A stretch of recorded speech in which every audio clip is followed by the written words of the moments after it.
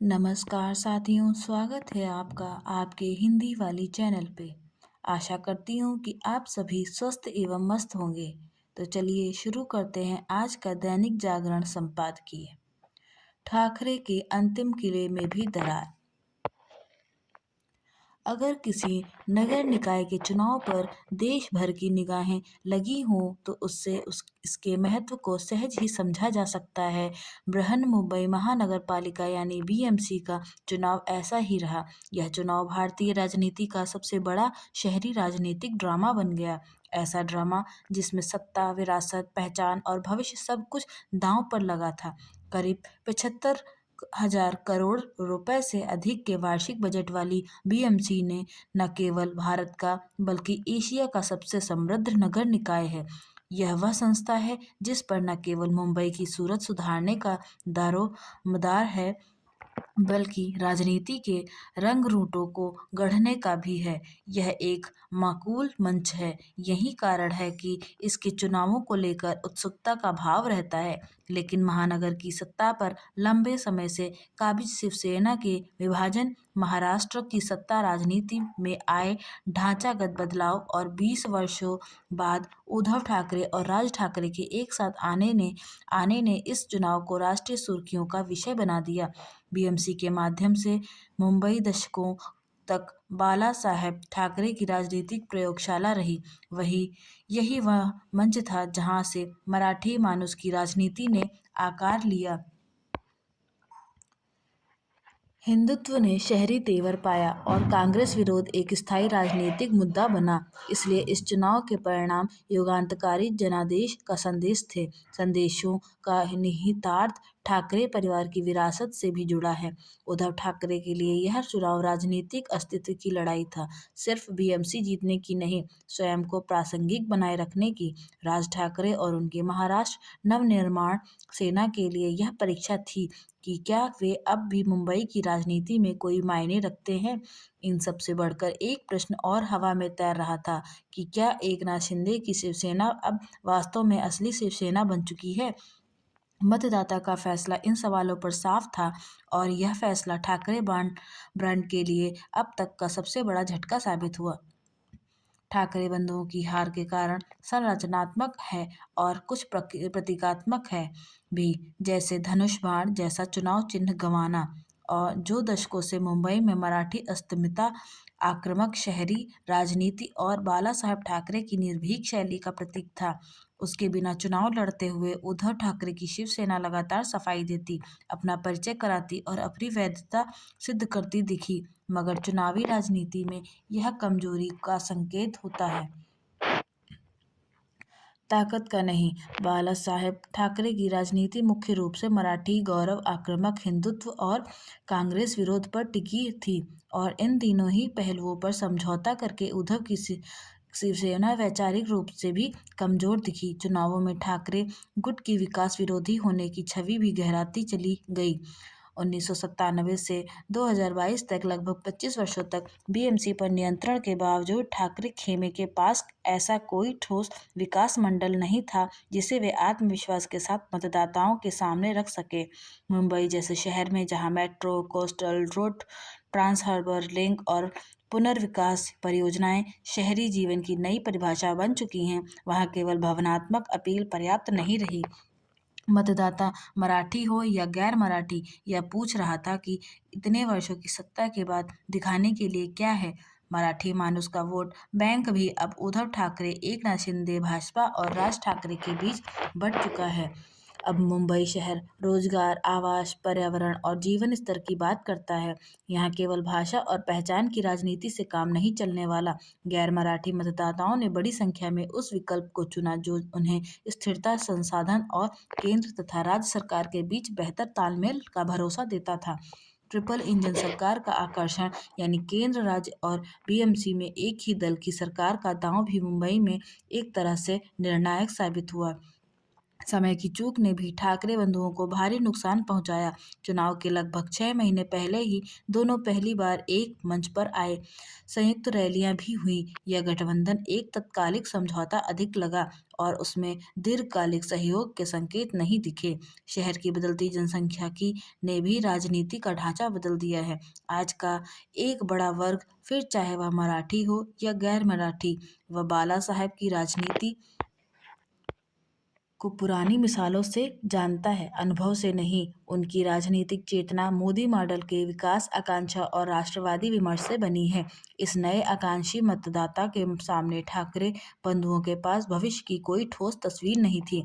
मुस्लिम मतदाताओं की भूमिका को भी अनदेखा नहीं किया जा सकता। पिछले लोकसभा और विधानसभा चुनावों में मुस्लिम मतदाता जैसे ठाकरे गुट के पीछे लामबंद दिखे थे, वैसा बीएमसी चुनाव में नहीं हुआ। बीएमसी लंबे समय तक शिवसेना की शक्ति का स्रोत और पार्टी के वित्तीय संसाधन, संगठनात्मक नियंत्रण और राजनीतिक प्रभाव की धुरी रही है। बाला साहेब इसे भली भांति समझते थे और उद्धव ठाकरे को यह विरासत में मिला।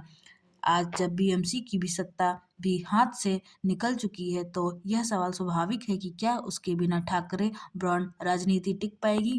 क्या केवल नाम और पुरानी स्मृतियों के सहारे मुंबई जैसे शहर में राजनीतिक प्रासंगिकता बची रह सकती है? हालांकि राजनीति में कुछ भी घोषणा करना जल्दबाजी है, खासतौर से यह देखते हुए कि अतीत में भी ठाकरे परिवार ने वापसी की है। मुंबई ने उनके लिए एक कठोर फैसला देने के साथ यह संदेश भी दिया है कि बदलाव करो, खुद को नए रूप में गढ़ो या इतिहास में सिमट जाओ। दादर की गलियों से निकलकर देश की आर्थिक राजधानी पर राज करने वाली पार्टी के बचे कुचे घड़े तो इन सवालों के जवाब जल्द ही तलाशने होंगे। संघीय ढांचे के समक्ष नए खतरे। भारतीय संघीय ढांचा संविधान की आधारशिला है, जिसमें केंद्र और राज्यों के बीच शक्तियों का स्पष्ट विभाजन 7वीं अनुसूची के माध्यम से किया गया है। संघीय ढांचा सहकारी और प्रतिस्पर्धी दोनों रूपों में कार्य करता है। इसमें राज्य कानून व्यवस्था जैसे विषयों पर मुख्य अधिकार रखते हैं, जबकि मनी लॉन्ड्रिंग जैसे आर्थिक अपराध समवर्ती सूची में आते हैं, जिसके तहत प्रवर्तन निर्देशालय ईडी जैसे केंद्रीय एजेंसियां स्वतंत्र जांच कर सकती हैं। हाल में पश्चिम बंगाल और झारखंड में हुई घटनाएं इस संघीय ढांचे की मजबूती पर गंभीर सवाल खड़े कर रही है। इन घटनाओं से स्पष्ट है कि संघीय ढांचा अब केवल संवैधानिक प्राविधानों तक सीमित नहीं रह गया है, बल्कि राजनीतिक इच्छा शक्ति और संस्थागत संघर्ष से प्रभावित हो रहा है। बंगाल में ईडी ने कोयला तस्करी और मनी लॉन्ड्रिंग के एक पुराने मामले में राजनीतिक परामर्शदाता फर्म आई पैक के कोलकाता स्थित कार्यालय और उसके निर्देशक प्रतीक जैन के आवास पर छापेमारी की है। यह कार्रवाई तृणमूल कांग्रेस से जुड़ी होने के कारण राजनीतिक रूप से संवेदनशील थी, क्योंकि आई पैक पार्टी की चुनावी रणनीति तैयार करने में भी सहयोगी रहा है। छापेमारी के दौरान मुख्यमंत्री ममता बनर्जी स्वयं घटनास्थल पर पहुंची, जहां उन्होंने कुछ दस्तावेज और डिजिटल उपकरण ले लिए। राज्य पुलिस ने ईडी के अधिकारियों के खिलाफ प्राथमिकी दर्ज की, जिससे दस्तावेज चोरी और जबरन घुसपैठ का आरोप था। ईडी ने इसे अपनी जांच में प्रत्यक्ष बाधा बताया और सुप्रीम कोर्ट का सहारा लिया। सुप्रीम कोर्ट ने राज्य पुलिस की प्राथमिकी पर रोक लगा दी, सीसीटीवी फुटेज सुरक्षित रखने का आदेश दिया और मुख्यमंत्री ममता बनर्जी को नोटिस जारी किया।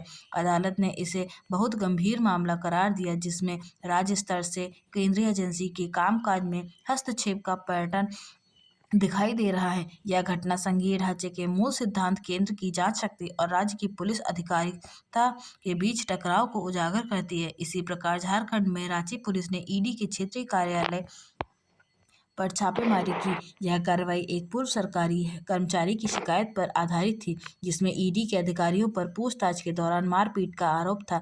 पुलिस सीसीटीवी फुटेज और अन्य साक्ष्य जुटाने के लिए ईडी के कार्यालय पहुंची। ईडी ने इसे भी अपनी जांच में प्रत्यक्ष हस्तक्षेप बताया और झारखंड उच्च न्यायालय में याचिका दायर की। उच्च न्यायालय ने पुलिस जांच पर रोक लगा दी, छापेमारी को पूर्व नियोजित करार दिया और ईडी कार्यालय की सुरक्षा के लिए अतिरिक्त बल तैनात करने का आदेश दिया। अदालत ने इसके लिए रांची के पुलिस अधीक्षक को जिम्मेदार ठहराया और कहा कि केंद्रीय एजेंसी के काम में बाधा डालना अस्वीकार्य है।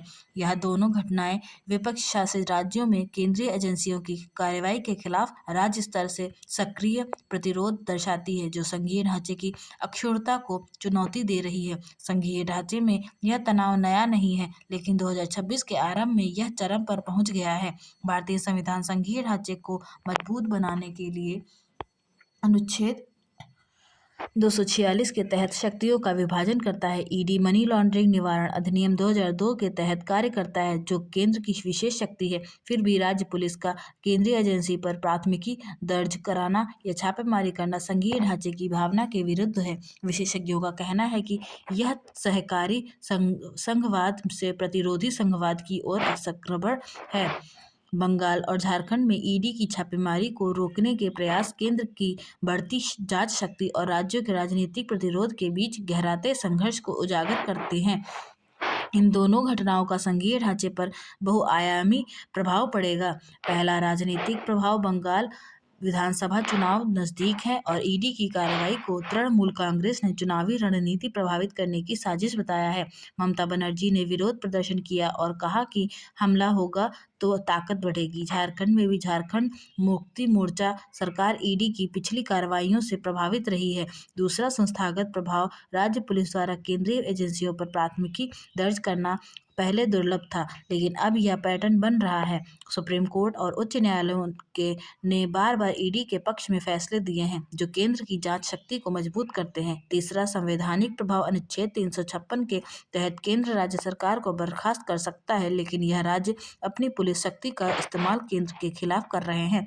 यह संघीय ढांचे में असंतुलन पैदा कर सकता है, जहां राज्य केंद्र की जांच को राजनीतिक प्रतिशोध मानकर रोकने की कोशिश करते हैं। संघीय ढांचा भारत की एकता की कुंजी है, लेकिन यदि राज्य और केंद्र के बीच यह टकराव जारी रहा तो सहकारी संघवाद की अवधारणा कमजोर हो सकती है। 2026 के चुनावी मौसम में यह तनाव और बढ़ सकता है, जहां संस्थागत स्वतंत्रता, राजनीतिक स्थिरता और संघीय ढांचे की मजबूती के बीच संतुलन बनाना सबसे बड़ी चुनौती होगी।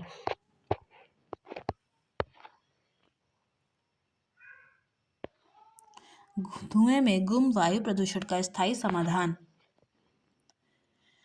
दिल्ली एनसीआर एक बार फिर से गैस चैम्बर बन गई है, जिसकी वजह से एक बार फिर ग्रैप 4 लागू किया गया है। लेकिन क्या ये ग्रैप सिस्टम दिल्ली की हवा को साफ सुथरा बनाने में सक्षम है? और क्या इस तरह के उपायों से दिल्ली को वायु प्रदूषण से निजात दिलाई जा सकती है?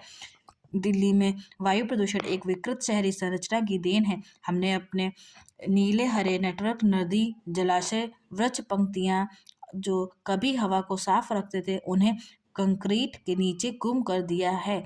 आज जरूरत है कि हम दिल्ली को एक जीवित इकाई के रूप में फिर से तैयार करें, जो हवा, पानी और ऊर्जा को अपनाए और हमें इसे वापस लौटाएं। दिल्ली की यह घुटन केवल मौसम की देन नहीं, बल्कि हमारी सामूहिक विस्मृति का नतीजा है। यह वही शहर है जिसने कभी बाग बगीचों, बावड़ियों और जल निकायों की समृद्धि परंपरा को जिया था, परंतु आज का विकास इस समृद्धि से कट चुका है। विकास के दौड़ में हमने अपने देसी ज्ञान को भुला दिया है। किसी भी शहर की सेहत उसकी सांस्कृतिक स्मृति और भौगोलिक समझ पर टिकी होती है, पर दिल्ली की नियोजन प्रक्रिया ने न तो नदियों की भाषा सुनी, न हवा की दिशा समझी। वायु प्रदूषण के स्थायी समाधान के लिए बाढ़ क्षेत्र को निर्माण मुक्त रखकर उसे हरित पारिस्थितिकी क्षेत्र में बदलना होगा, जो जैव विविधता संजीवनी क्षेत्र बन सके। नदी को केवल जल निकाय नहीं, बल्कि शहरी परिदृश्य का नैतिक केंद्र भी समझा जाए। ऐसे शहरों का निर्माण करना होगा जहां आवास, कार्यक्षेत्र और मनोरंजन के साधन एक ही परिक्षेत्र में हो, जिससे लंबी दूरी के आवागमन की कमी हो सके। मेट्रो और सार्वजनिक परिवहन केंद्रों के चारों ओर उच्च घनत्व मिश्रित उपयोग वाले क्षेत्र बनाना एक व्यवहारिक समाधान है। बस, रैपिड ट्रांजिट, मेट्रो और आखिरी मील के कनेक्टिविटी पर निवेश बढ़ाना जरूरी है। इसके साथ साथ पैदल यात्रियों और साइकिल चालकों की सुविधाओं को प्रमुखता देनी होगी। हमें ऐसी इमारतों को डिजाइन करना होगा जिसमें हवा फिल्टर हो सके, वर्षा जल का संग्रह हो सके और सौर ऊर्जा का उत्पादन भी एक ही परिसर में हो सके। भारत की पारंपरिक वास्तुकला जैसे जाली, आंगन, इन सब में निहित है। हर साल ग्रैप या कृत्रिम वर्षा जैसे उपायों के बजाय दीर्घकालिक रणनीतियों पर जोर देना होगा। पर्यावरणीय शमन के साथ साथ पुनरुत्पादन को लक्ष्य बनाना होगा और साथ ही शहरी नियोजन को एक इंजीनियरिंग अभ्यास नहीं बल्कि सांस्कृतिक परियोजना के रूप में देखना होगा। जब शहर सांस लेगा तभी हम भी सांस ले सकेंगे और अगर यह नहीं हो पाया तो हमारी चुप्पी अगली पीढ़ियों की सांसें छीन लेगी। भाजपा की अग्नि परीक्षा का वर्ष। INDIA की परीक्षा का साल शीर्षक से प्रकाशित आलेख में राजकुमार सिंह का इस वर्ष होने वाले 4 राज्यों और एक केंद्र शासित प्रदेश की चुनावी परिदृश्य का राजनीतिक विश्लेषण पढ़ा। देश के अधिकांश नेताओं का यही मानना है कि वर्ष 2026 में यदि बंगाल और तमिलनाडु के चुनावी परिणाम भाजपा के पक्ष में आते हैं तो यह किसी चमत्कार से कम नहीं होगा। इस दृष्टि से INDIA गठबंधन से अधिक यह भाजपा की अग्नि परीक्षा का चुनावी वर्ष है। हालांकि भाजपा के लिए देश का हर राज्य और केंद्र शासित प्रदेश महत्वपूर्ण होता है, लेकिन बंगाल और तमिलनाडु में भाजपा पूरे दमखम के साथ चुनाव मैदान में उतरना चाहती है।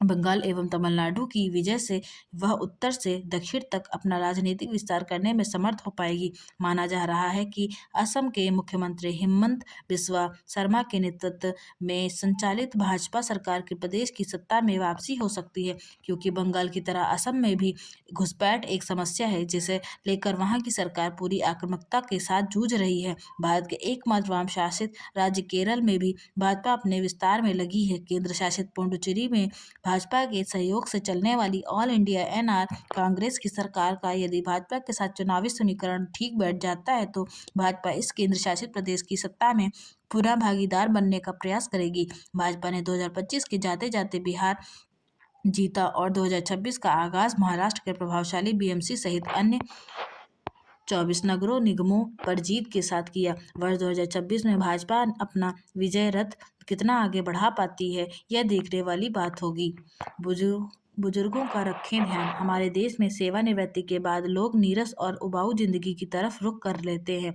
पूरा दिन भर कुछ न करना उन्हें अकेलेपन का एहसास देता है। जिंदगी के इस पड़ाव में बच्चों का नौकरी के चक्कर में दूसरे शहरों में पलायन या खुद की जिंदगी में व्यस्तता बुजुर्गों को अकेला कर देती है, जिसके कारण वे मोबाइल में ज़्यादा समय व्यतीत करने लग जाते हैं। असल जिंदगी में रिश्तों की कमी उन्हें वर्चुअल वर्ल्ड में अपनापन और आत्मीयता ढूंढने को मजबूर करती है। ज़्यादा स्क्रीन टाइम उनके स्वास्थ्य पर भी प्रतिकूल प्रभाव डाल रहा है, जैसे नींद की कमी, बाधित दृश्यता इत्यादि। इन दुष्प्रभावों से बचने के लिए बुजुर्गों को एक संयमित, सक्रिय और अनुशासित जीवन शैली अपना खुद को खुश, व्यस्त और स्वस्थ रखना चाहिए। पारिवारिक सदस्यों की भी यह जिम्मेदारी बनती है कि वे घर के बुजुर्गों के पास बैठें, उन्हें सुनें, उनसे बातचीत करें या फ़ोन कॉल और वीडियो कॉल से प्रतिदिन जुड़े रहें। बुजुर्ग किसी भी देश की अनमोल धरोहर, ज्ञान और तजुर्बों का भंडार होते हैं, जिनका स्वस्थ रहना अति आवश्यक है। यूरोप की समझदारी। आज भी संप्रभुता संपन्न देशों पर हमला हो सकता है, जिसकी लाठी उसकी भैंस जैसी स्थिति पैदा हो सकती है और अंतर्राष्ट्रीय कानून का खुला उल्लंघन किया जा सकता है। यह प्रवृत्ति अमेरिका स्थापित कर रहा है। वेनेजुएला पर जिस तरह हमला किया गया, वहां के राष्ट्रपति मादुरो तथा उनकी पत्नी को अगवा किया गया, वह अंतर्राष्ट्रीय नियमों के सर्वथा विपरीत था। ग्रीनलैंड को लेकर अमेरिका खुलेआम अंतर्राष्ट्रीय कानून के उल्लंघन की बात कर रहा है। अपने आर्थिक हितों के लिए संप्रभु देशों को भयंक्रांत करने की प्रवृत्ति अमेरिका द्वारा अपनाई जा रही है। इसी कारण ग्रीनलैंड और डेनमार्क आज सशक्त है। ऐसे हालात वैश्विक स्तर पर उथल-पुथल मचा सकते हैं। यूरोप के देश अब वस्तुस्थिति को गंभीरता से समझने लगे हैं। बहरहाल, ग्रीनलैंड के संदर्भ में नाटो द्वारा अमेरिकी नीति का आंख मूंद कर समर्थन न किया जाना एक सकारात्मक उम्मीद अवश्य जगाता है। ऊर्जा, अभिव्यक्ति, भावनाओं का प्रकटीकरण अभिव्यक्ति कहलाता है। सभी जीव अपनी क्षमता अनुसार इसे प्रकट करते हैं, किंतु मनुष्य भाग्यवान है जिसके पास वाणी, लेखन, संगीत, कला आदि माध्यमों से भावनाएं प्रकट करने की क्षमता है। इसमें वाणी का प्रभाव सर्वाधिक है। हृदय में भावनाओं का उमड़ता सैलाब अभिव्यक्ति का ही विस्तार है। जगत में साहित्य, संगीत, कला का समग्र विकास इसी का परिणाम है। अभिव्यक्ति के साथ मर्यादाओं का तटबंधन जरूरी है, अन्यथा सामाजिक असंतोष बढ़ता है। सांसारिक अनुभवों से परिपक्व हो चुकी अभिव्यक्ति व्यक्तित्व एवं सामाजिक विकास को सही दिशा देती है।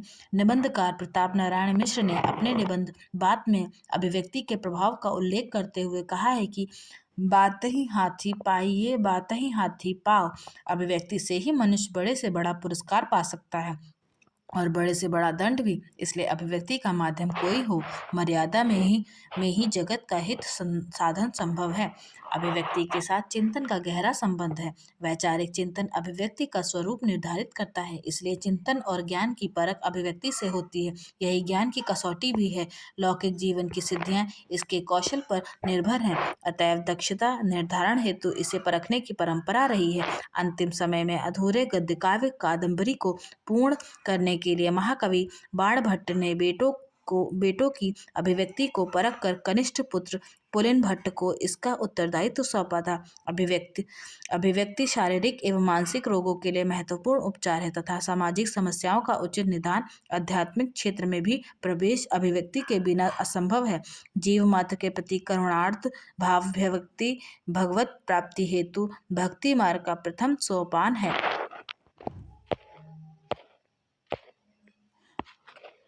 पाकिस्तान से सावधान।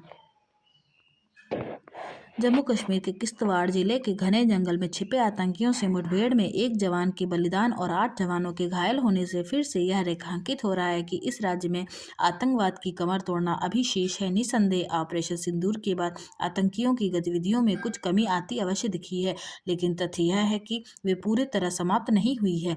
इसी के चलते सुरक्षा बलों से आतंकियों की मुठभेड़ होती रहती है। कश्मीर में आतंकवाद की कमर पूरी तरह न टूट पाने का बड़ा कारण पाकिस्तान है, जो न केवल आतंकियों की घुसपैठ कराता है बल्कि मजहब की आड़ लेकर कश्मीरी युवाओं को बंदूक उठाने के लिए उकसाता है। समस्या यह है कि कश्मीर में अब भी आतंक के समर्थक मौजूद हैं। वे पाकिस्तान का काम आसान करते हैं और आतंकियों को सहयोग एवं संरक्षण देते हैं। यह स्वाभाविक ही है कि किश्तवाड़ के जंगलों में छिपे आतंकियों को स्थानीय तत्वों से मदद मिलती होगी। हालांकि आतंकियों के ऐसे समर्थकों के खिलाफ रह रहकर कार्रवाई होती रहती है, लेकिन उन पर और शिकंजा कसने की जरूरत है। यह काम प्राथमिकता के आधार पर किया जाना चाहिए और इसमें सफलता तब मिलेगी जब आतंकियों के खुले छिपे समर्थकों की निगरानी और गहनता से की जाएगी। इस काम में खुफिया एजेंसियों की भूमिका बहुत महत्वपूर्ण हो जाती है। ऑपरेशन सिंदूर के बाद पाकिस्तान इसे लेकर सतर्क हो गया है कि जम्मू कश्मीर की आतंकी गतिविधियों के पीछे उसका हाथ ना दिखे। इसके लिए वह कश्मीरी युवाओं की आतंकी बनाकर उन्हें आगे करने की रणनीति पर जोर दे रहा है। इस क्रम में वह अपने इलाकों में आतंकियों के प्रशिक्षण शिविर चला रहा है। कुछ ही दिनों पहले भारतीय सेना प्रमुख ने बताया था कि पाकिस्तान अपने यहाँ आतंकियों के 8 ट्रेनिंग कैंप चला रहा है, इनमें 2 अंतर्राष्ट्रीय सीमा के पास चल रहे हैं और 6 नियंत्रण रेखा के पास। उनके अनुसार इन कैंपों में 100-150 आतंकी प्रशिक्षण पा रहे होंगे। उचित यह होगा कि भारत इन आतंकी अड्डों के पते ठिकाने उजागर कर पाकिस्तान को आगाह करे कि उसकी भारत विरोधी हरकतें उससे छिपी नहीं। भारत को पाकिस्तान से इसलिए सतर्क रहना होगा क्योंकि ऑपरेशन सिंदूर के समय भारतीय सेना से बुरी तरह मात खाए पाकिस्तानी सेना प्रमुख भारत से बदला लेने की ताक में होंगे। इसकी भरी पूरी आशंका है कि वे जम्मू कश्मीर में कुछ बड़ा करने की साजिश रच रहे होंगे। न केवल ऐसी किसी साजिश को विफल करना होगा बल्कि पाकिस्तान के दुस्साहस का दमन भी करना होगा। इसमें सफलता पाने के लिए उसे यह संदेश न सिरे से देना होगा कि उसे भारत को अस्थिर अशांत करने की बड़ी कीमत चुकानी पड़ेगी। बच्चों की चोरी। झारखंड की राजधानी रांची में अपहृत 2 बजे अंशिका की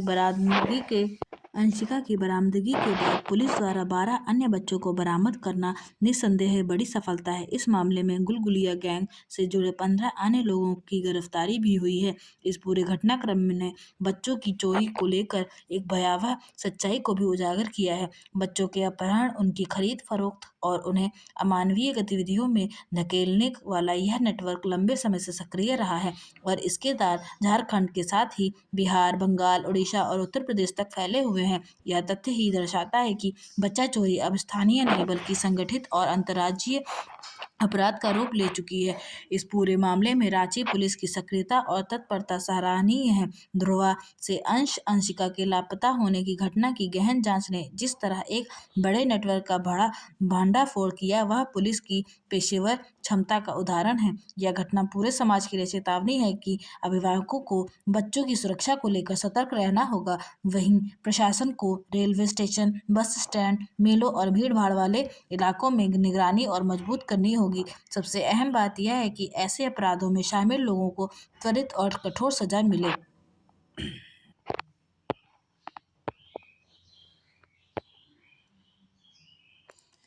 आशा करती हूँ कि आपको यह वीडियो पसंद आया होगा। ऐसी वीडियो देखने के लिए please like, share and subscribe जरूर करें। धन्यवाद।